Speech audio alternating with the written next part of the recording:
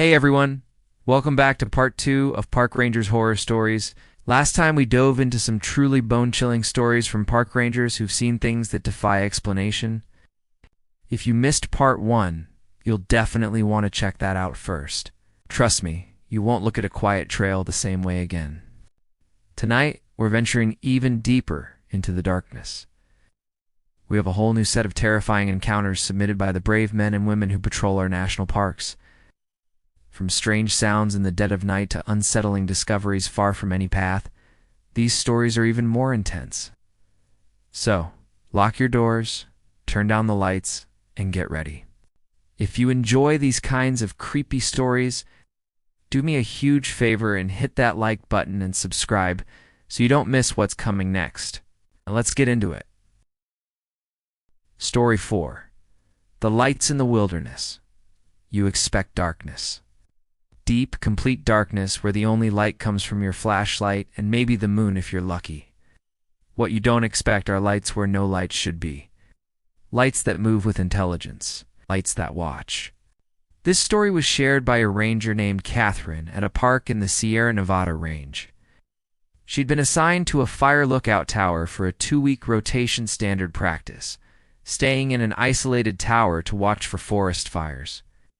The tower was about 30 feet tall, equipped with radio equipment, basic living supplies, and 360-degree views of the forest. The nearest road was 8 miles away, the nearest ranger station, 12. During her 2 weeks, she would be completely alone. Catherine had done tower duty before.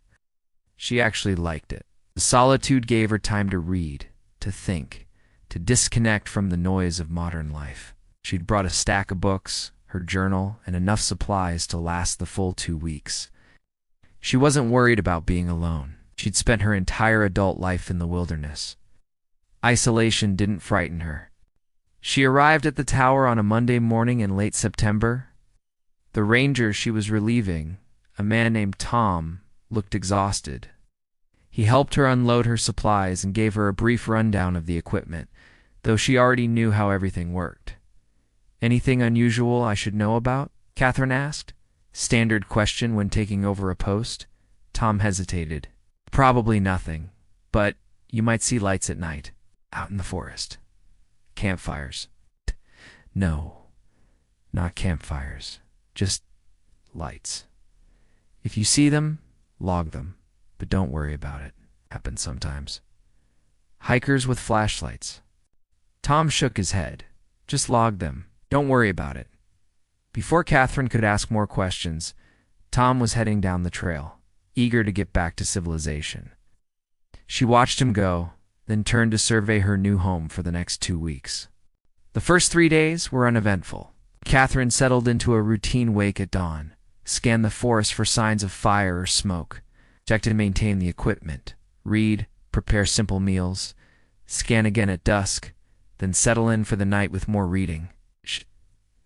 She saw deer, a black bear in the distance, an eagle that liked to perch on a dead tree about a mile out. Normal wilderness activity. On the 4th night, around 2 a.m., she saw the lights for the first time.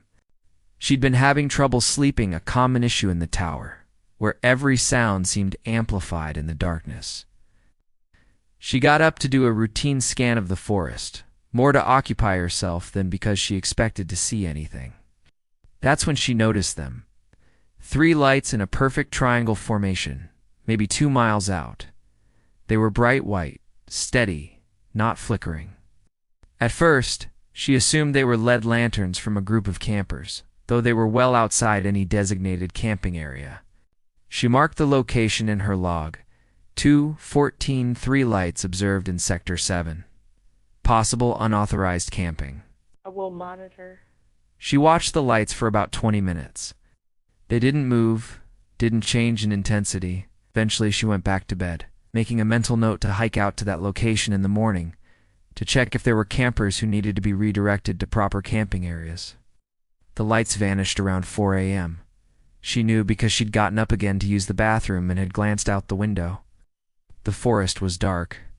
At dawn, she prepared for a hike. The location was about 2 hours away on foot. She grabbed a day pack, filled her water bottles, and headed out. The weather was perfect clear, skies, temperature in the mid-60s, good visibility. It took her an hour and 50 minutes to reach the coordinates where she'd seen the lights. She found nothing, no campsite, no tire tracks, not that there should be any this far from any road. No footprints, no disturbed vegetation, no fire rings, no trash. The area was pristine forest, no signs of human presence at all. She spent 20 minutes searching the immediate area, circling outward from the coordinates. Nothing. It was as if no one had ever been there. Puzzled, she hiked back to the tower. Maybe she'd misjudged the distance or direction. It was easy to make mistakes judging locations at night from an elevated position. That night, the lights appeared again. Same formation. Same location. But this time, Catherine watched them more carefully through binoculars. They weren't campfires. The light was too uniform, too white. They weren't flashlights or lanterns. There was no variation in intensity, no movement. They were just 3 points of bright, steady light arranged in a perfect equilateral triangle. She picked up her radio to call the main station, then hesitated. What would she say? That she saw lights and couldn't figure out what they were? Tom's words came back to her. Just log them. Don't worry about it. But she was worried. Something about those lights felt wrong. She called anyway. The ranger on duty was a man named Phil, who'd been with the service for 20 years. Phil, this is Catherine at Tower 7. I've got a situation. I'm seeing lights in the forest, Sector 7, about 2 miles out.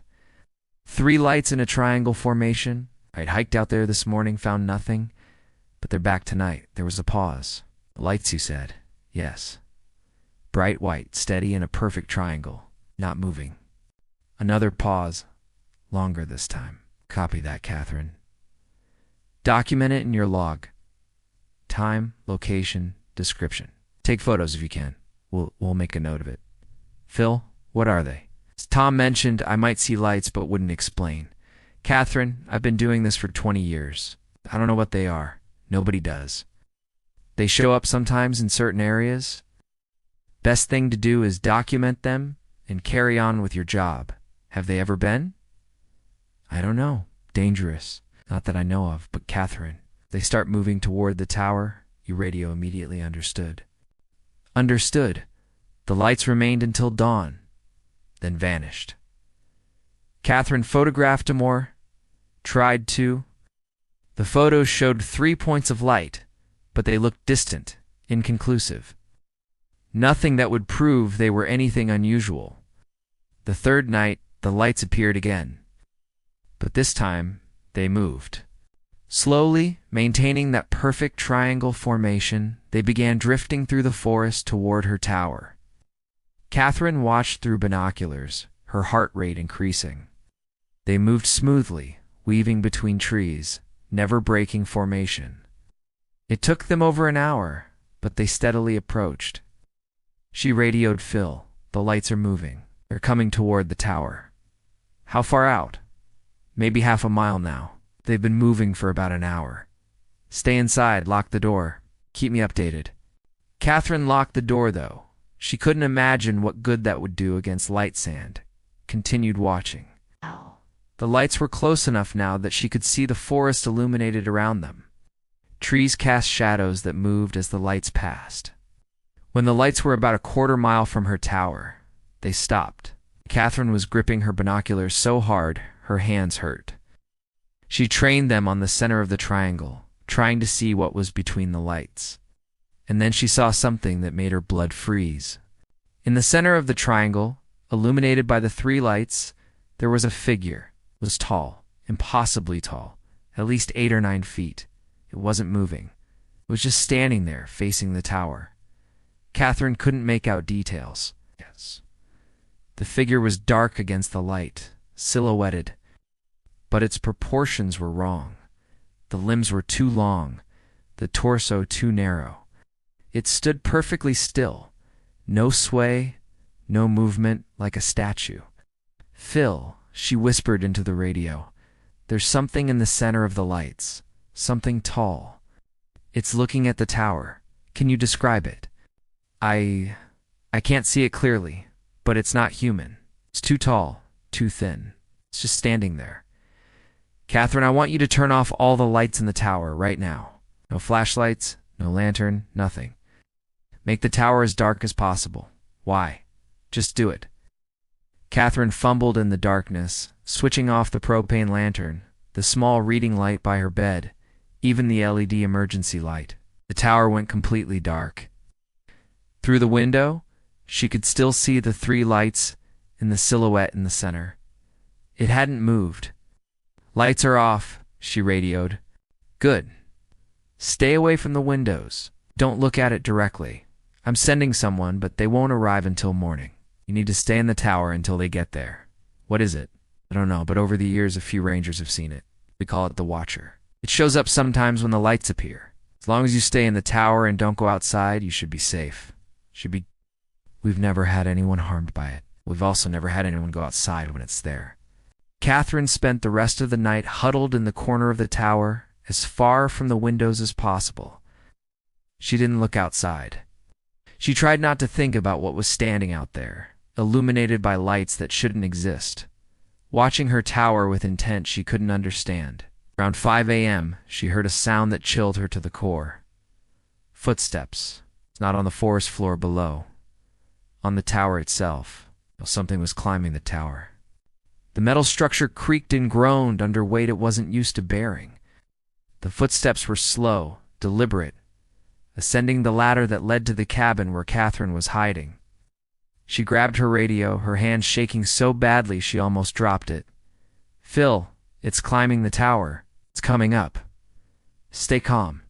Lock yourself in the cabin. Don't open the door. Don't respond if it knocks. If it knocks? What the hell is this thing? Catherine, listen to me. We've had one other report of it climbing a tower. The ranger inside stayed quiet, didn't respond, and after about 20 minutes it climbed back down. Can you do that?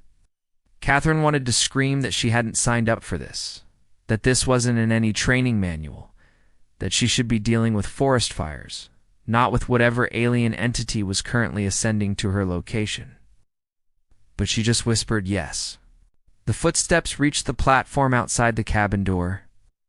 Catherine could hear breathing now, slow, deep, like the sound of wind through a cave. The door rattled slightly. Ow. Then there was a knock. 3 deliberate knocks, spaced exactly 5 seconds apart. Catherine didn't move, didn't breathe, didn't make a sound. Another 3 knocks. Same rhythm. Still she waited, her heart hammering so loudly she was sure it could hear it. Minutes passed, 5, 10, 15. The breathing continued outside the door. Then, finally, the footsteps retreated. Back down the ladder, back to the forest floor. Catherine risked a glance out the window. The 3 lights were moving away, back into the forest, with the tall figure in the center. They moved slowly, maintaining formation, until they disappeared into the trees about 20 minutes later. At dawn, Phil arrived with 2 other rangers. They found Catherine sitting on the floor of the cabin, exhausted and shaken but unharmed. She told them everything, the lights, the figure, the climbing, the knocking. They checked the tower. There were marks on the metal ladder, deep scratches in the steel, as if something with claws had climbed it. The door to the cabin had similar scratches around the handle and lock.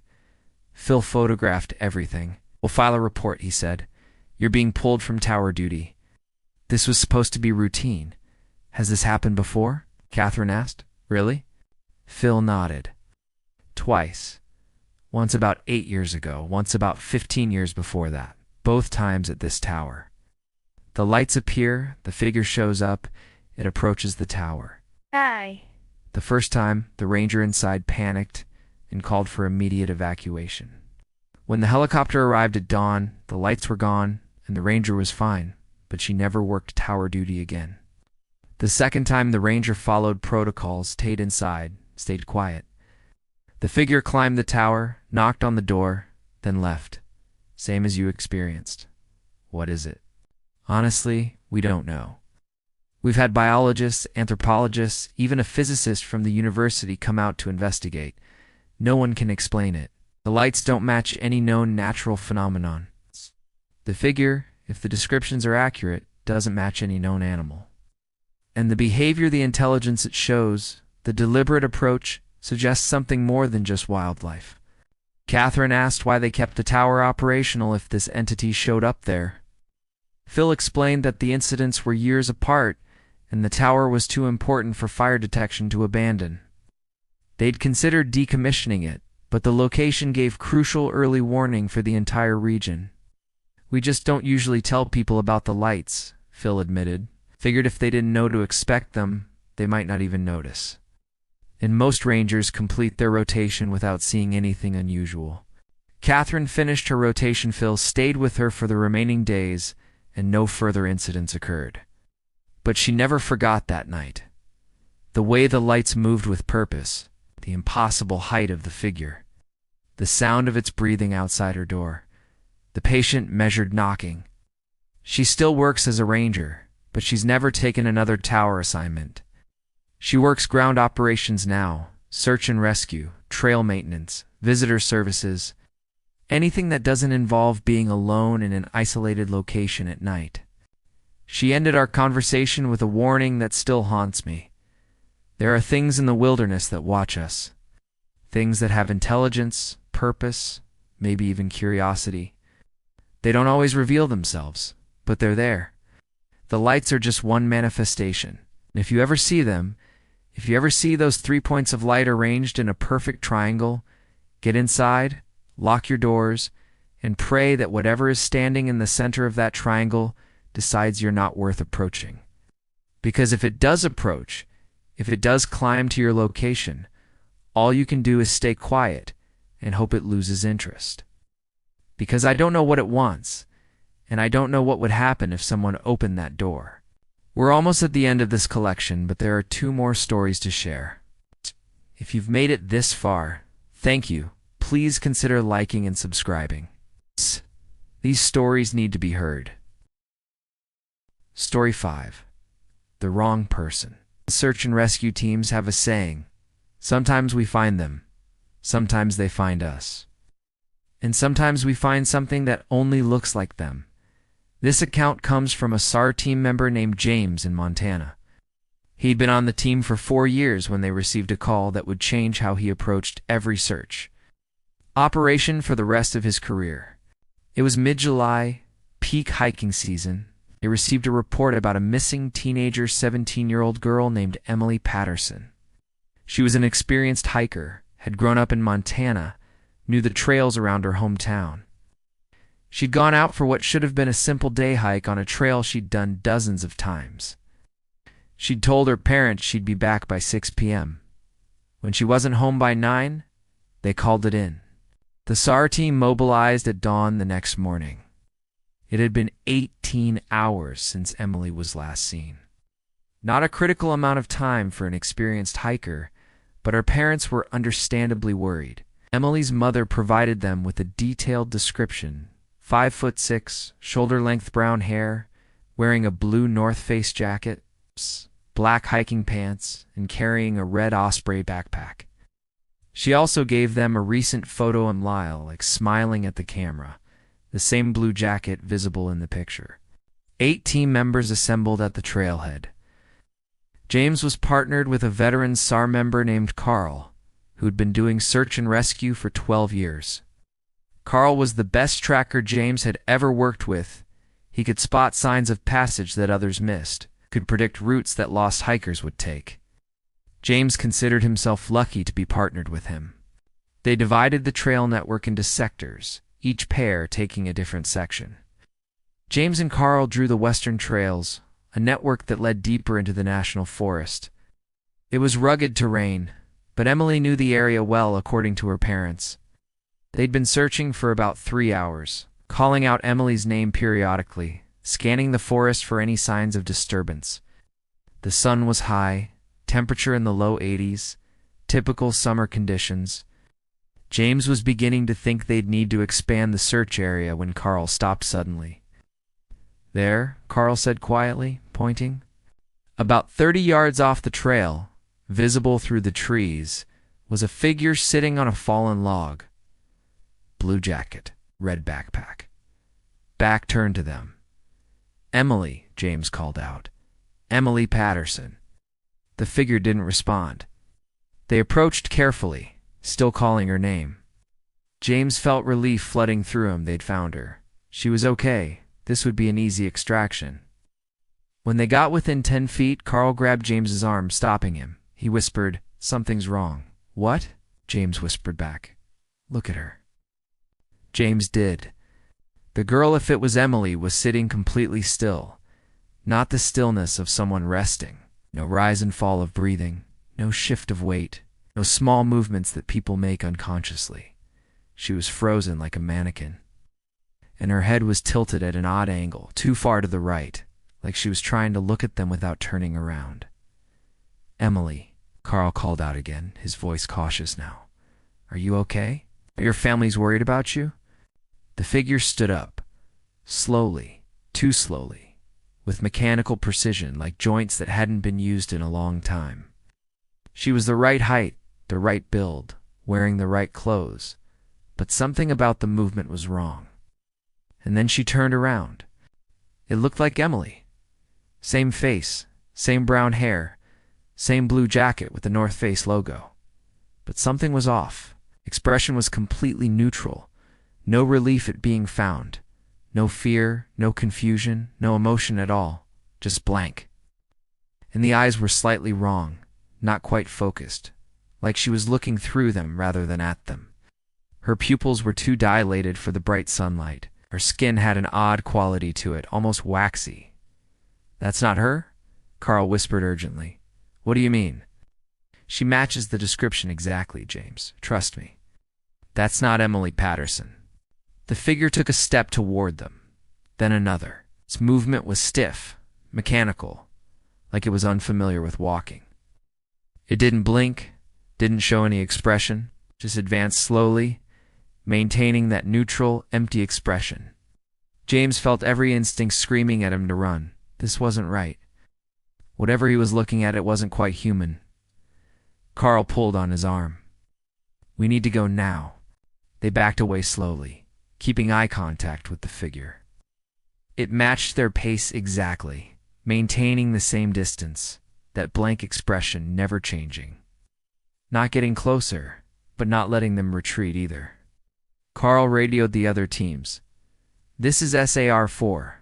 We have visual contact with someone matching Emily's description, but something's wrong. We're in Sector 7 West, heading back toward the main trail. Copy SAR-4. What's the situation?" "The subject is... I'm not sure how to explain it. We need backup." They turned and walked quickly back toward the trail, moving as fast as they could without running. James glanced back once. The figure was gone. Just vanished. The forest was empty where it had been standing seconds before. "Where did it go?" James asked. "Doesn't matter. Keep moving." They reached the main trail and kept going, not stopping until they reached the trailhead where the rest of the team was assembling for a briefing. The coordinator, a man named Tom Matthews, asked them what had happened. Carl described what they'd seen: the figure that looked like Emily. The wrong movements, the mechanical quality, the sudden disappearance. As he spoke, James saw recognition in Tom's eyes. "You're sure she matched the description?" Tom asked. "Exactly," Carl confirmed. "Blue jacket, black pants, red backpack, same height, same hair color." But it wasn't her. Tom was about to respond when his radio crackled. "Base, this is SAR-2. We've located Emily Patterson. Repeat. We have found Emily Patterson. She's dehydrated and scared, but alive. We're bringing her in now." Everyone went quiet. James felt confusion, then disbelief. "But we just saw, where did you find her?" Tom asked over the radio. "Sector 3's approximately 2 miles from the junction. She'd gotten lost trying to take a shortcut, spent the night in the woods, been trying to find her way back. Sector 3's was at least 2 miles from where James and Carl had seen the figure. Completely different direction, different trail system. Emily arrived at the trailhead 20 minutes later, supported by 2 SAR members. She was real confused, crying, grateful to be found, sunburned, and scratched from pushing through underbrush. She was wearing a blue jacket, black pants, and carrying a red backpack. The same clothes they'd seen on the figure in the forest. But Emily was alive, emotional, human, in a way that the thing they'd encountered wasn't. Tom pulled James and Carl aside. "I need you to take me to exactly where you saw it." They hiked back out, the 3 of them moving quickly. It took them about 40 minutes to reach the location. Carl was certain of the spot. He'd marked it mentally using landmarks. They found the fallen log where the figure had been sitting. Tom examined the area carefully. No footprints, no disturbed vegetation, no signs anyone had been there. "This is it?" Tom asked. "Yes," Carl confirmed. "She was sitting right there."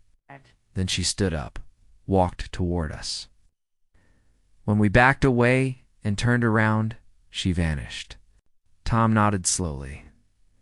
"This has happened before. 3 times that I know of in my 15 years.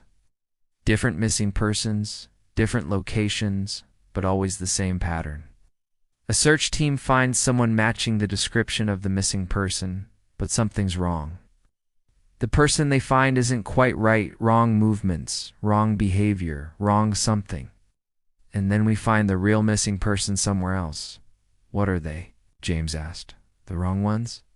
"I don't know. Copies. Projections. Some people think they're decoys meant to distract search teams or lead them away from the real person. Others think there's some kind of psychic imprint, a manifestation of the missing person that's somehow separate from them. A few people have suggested they might be interdimensional, like the missing person exists in 2 places at once, temporarily, and we're seeing an echo of them. Have any of these copies ever done anything? Hurt anyone?" Tom shook his head. "Not that we know of. They usually just disappear when confronted, but..."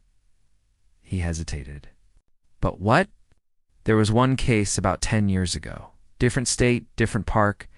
A search team found what they thought was the missing person, a woman in her 30s. One of the SAR members approached despite his partner's warnings. He got within a few feet, reached out to help her. The woman looked up at him and smiled.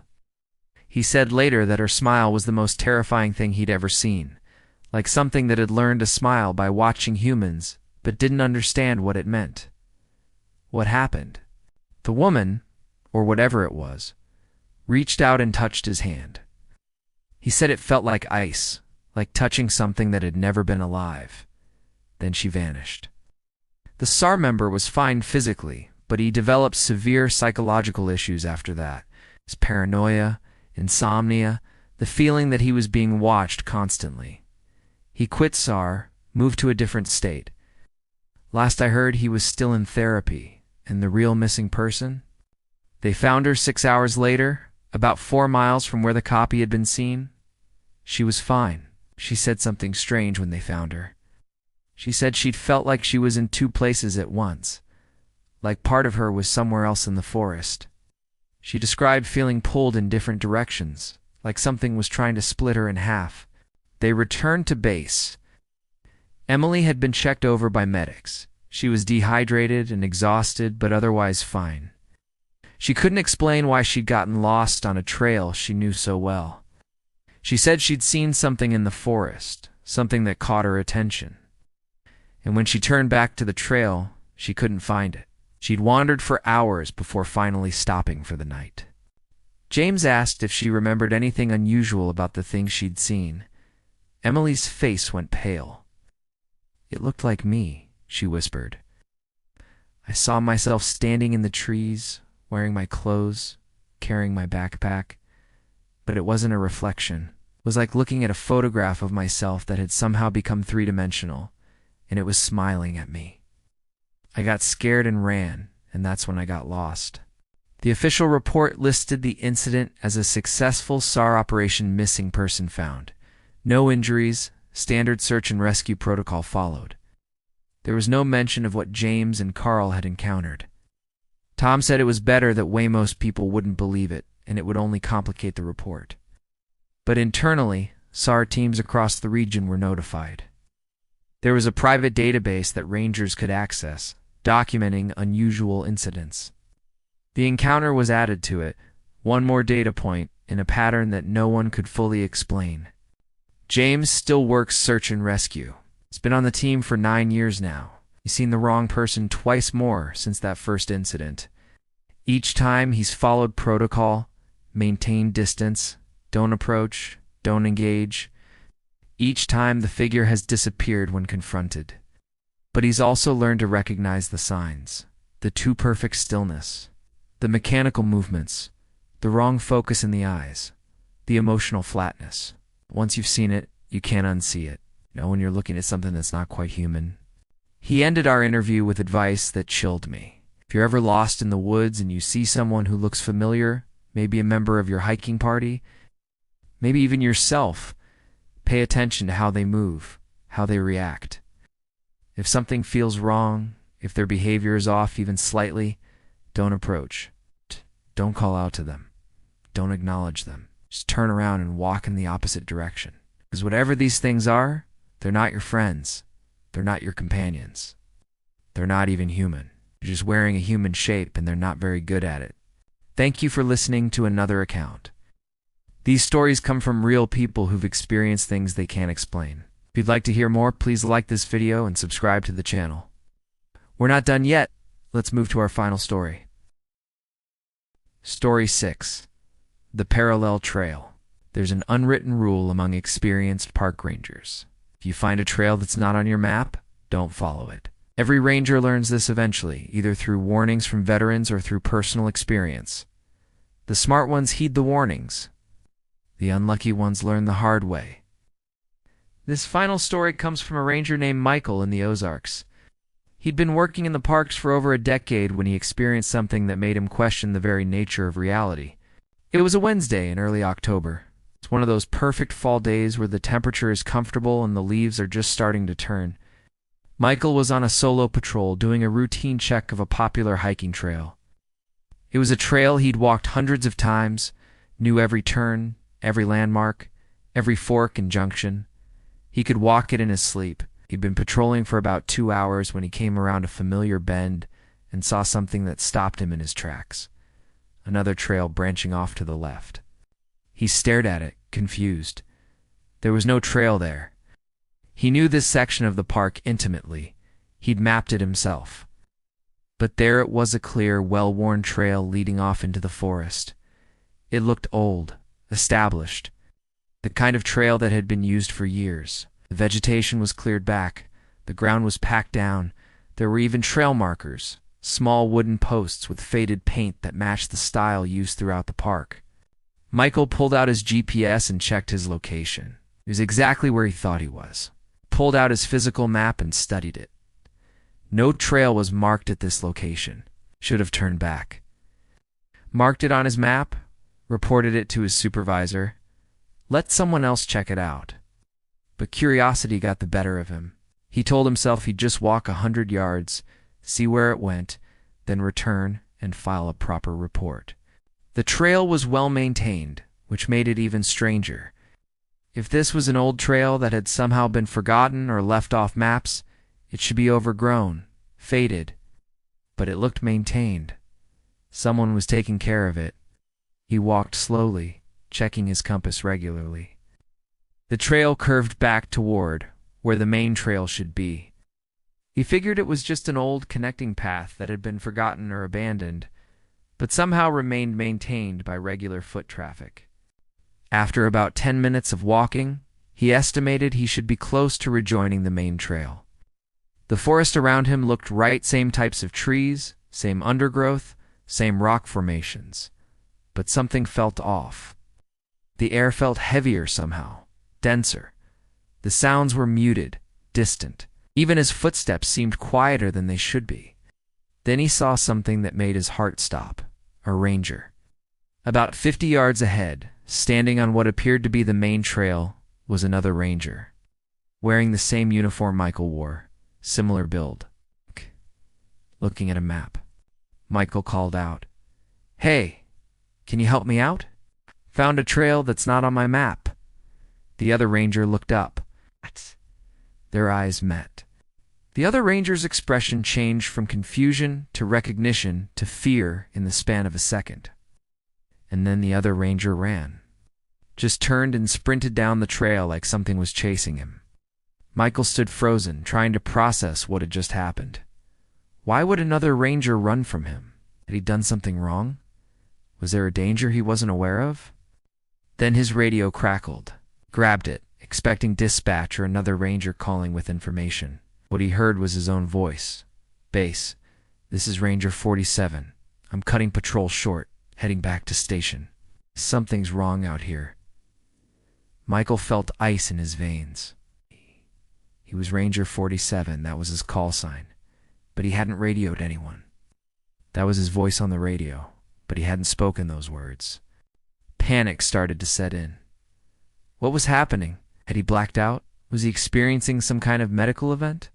He checked his watch. It showed the same time he remembered seeing a few minutes ago. No missing time. Grabbed his radio base. "This is Ranger 47. Ignore last transmission. I'm continuing patrol. Everything's fine." No response. He tried again. "Base, do you copy?" Still nothing. His radio was working. He could hear the carrier wave, could hear the squelch, but no one was responding. He decided he needed to get back to the main trail, reorient himself, figure out what was happening. He turned to retrace his steps back to where the parallel trail had branched off. But when he reached what should have been the junction, there was nothing. Just unbroken forest.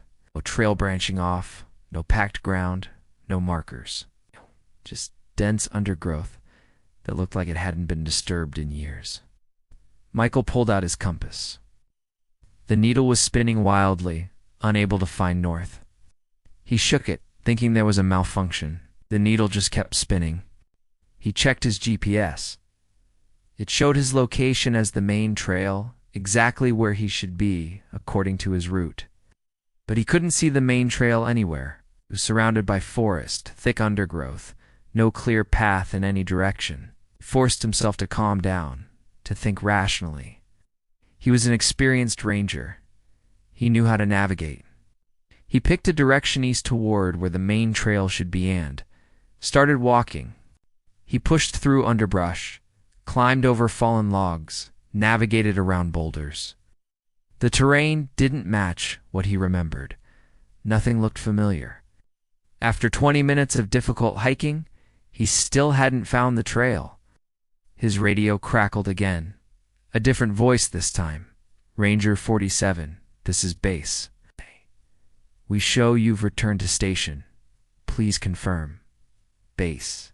Negative. I'm still in the field. No. I've encountered some kind of navigation issue."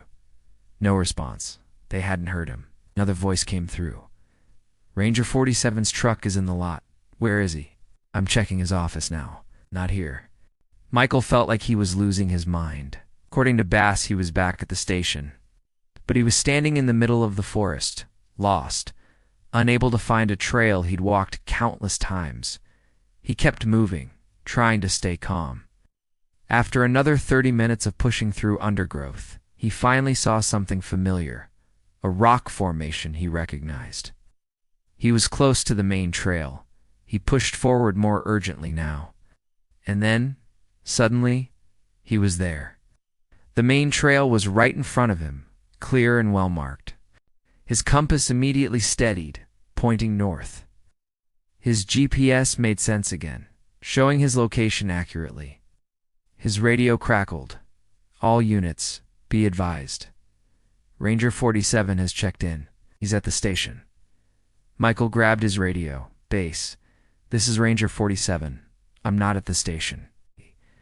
I'm on the main trail at Sector 4. Ranger 47, we have visual confirmation you're at the station.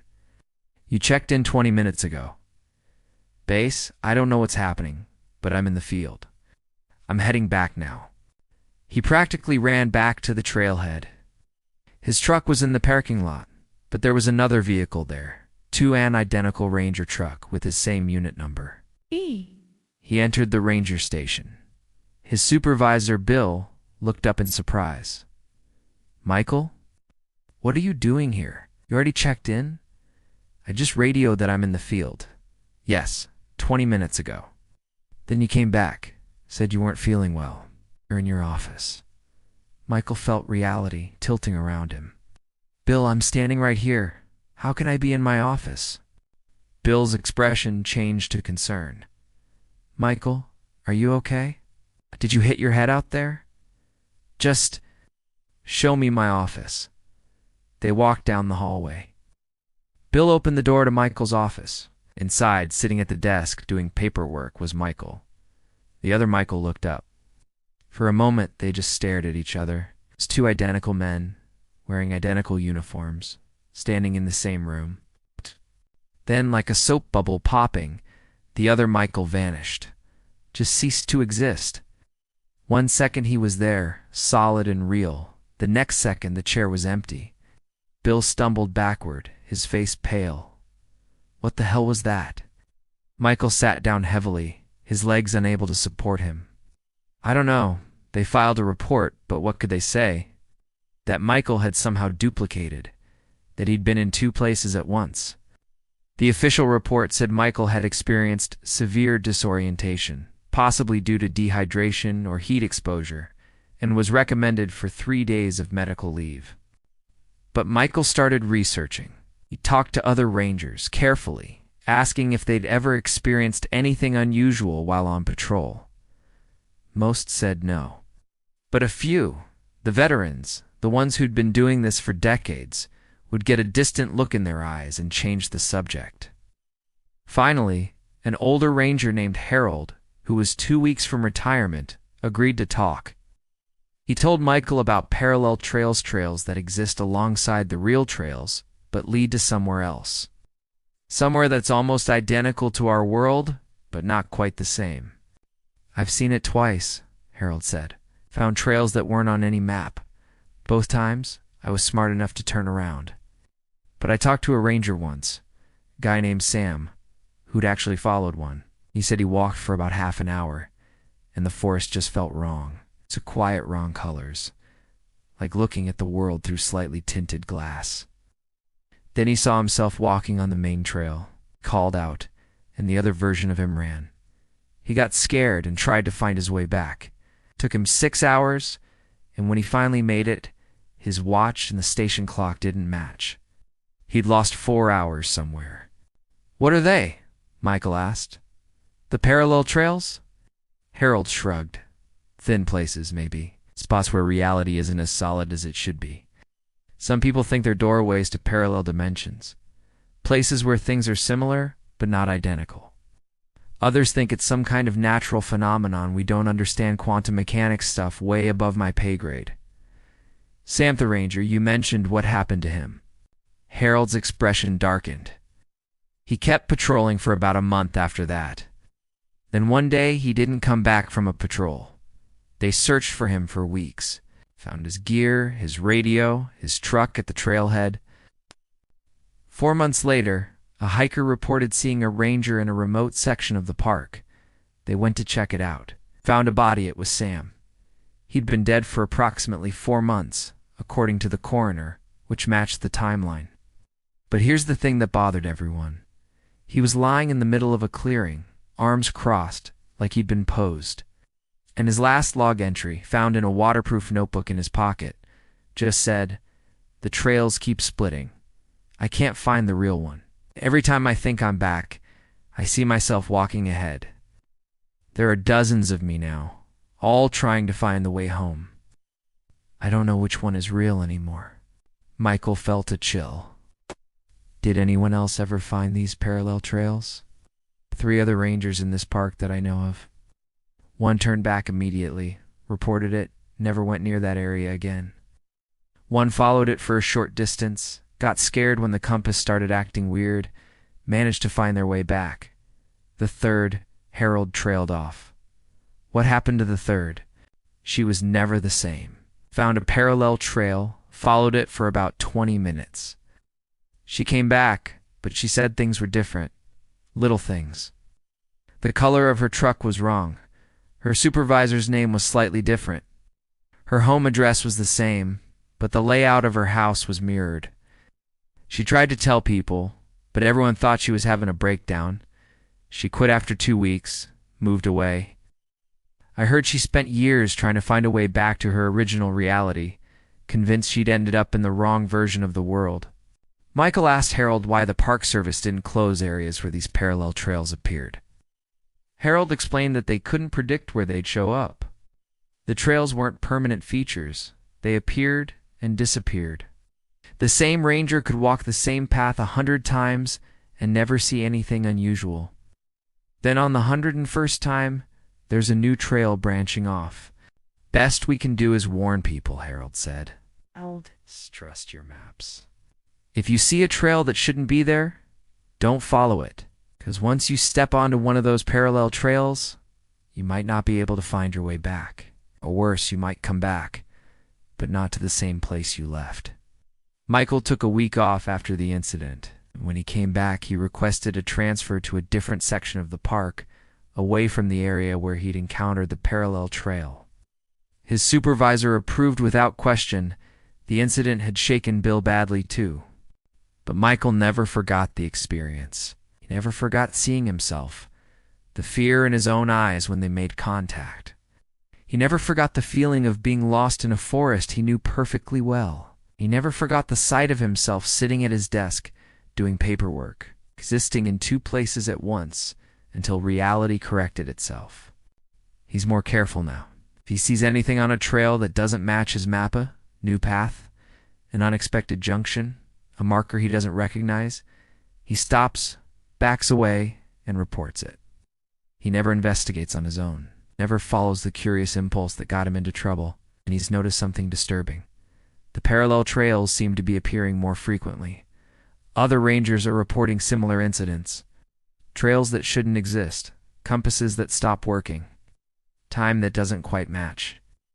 Rangers seeing themselves in the distance. Michael thinks something is happening, some kind of increasing instability in certain areas of the wilderness. Like reality is becoming thinner, more permeable. He doesn't know why, but he knows it's getting worse. He ended our final interview with this warning. The wilderness isn't just trees and animals and rocks. There are places where the normal rules don't apply, where reality is flexible. The parallel trails are just one manifestation of that. If you're ever hiking and you find a trail that's not on your map, don't follow it. Mark it, report it, but don't follow it, because the trail might lead somewhere you can't come back from. Or it might lead you back, but to a version of the world that's almost, but not quite, the same as the one you left. And you might spend the rest of your life trying to figure out how to get home, never quite sure if you made it, or if you're still walking through an endless series of parallel versions of your life, each one slightly different from the last. That concludes our 6 stories from the men and women who work in our national parks. These accounts come from people who've dedicated their lives to protecting these wild spaces, and who've seen things that challenge our understanding of reality. We've heard about staircases that appear where no structures should exist, about children in the wilderness that aren't quite children, about time that skips like a scratched record, about lights that watch from the darkness, about copies of people that aren't quite right, and about trails that lead to places we shouldn't be able to reach. The common thread through all these stories is the reminder that the wilderness is not a playground. It's not a backdrop for our adventures, but a place that exists by rules we don't fully understand. And in certain places, under certain conditions, those rules can break down entirely. If these stories resonated with you, if they made you think twice about what might be out there in the wilderness, please hit that like button and subscribe to the channel. We bring you real accounts from park rangers, search and rescue teams, and others who work in isolated places. Your support helps us continue sharing these experiences with the world. Stay safe out there. Trust your instincts. Follow the marked trails. Respect the warnings that rangers give you, even when those warnings seem unusual or unexplained. Because the rangers who work in these wild places have seen things that most people never will. And when they tell you to avoid something, they have good reason. And remember, if something in the woods doesn't feel right, trust that instinct. Don't investigate. Don't try to rationalize it. Just leave. Okay. because the wilderness is patient and it's vast, and it holds secrets that we're better off not discovering. Until next time, stay safe and keep your eyes open. The wilderness is watching.